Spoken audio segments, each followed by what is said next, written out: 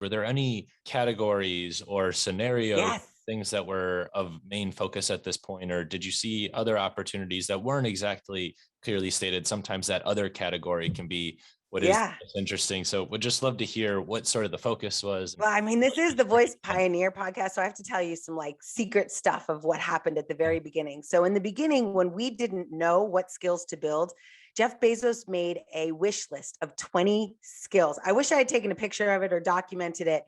Many of the skills that you saw back then were on this wish list, right? Because obviously all of us are like trying to be on his favorite list. One of them was around meditation. But at that time, there was a limitation on the platform. You could not build streaming audio for more than 90 seconds. It was like a hard stop. And so I built the first mindfulness skill. As a matter of fact, it's still alive and well today, one of my best performing skills of all time. And it's got a 1-word invocation, which also is rare. But when I built it, it was called 1 minute mindfulness. And then the invocation was mindfulness.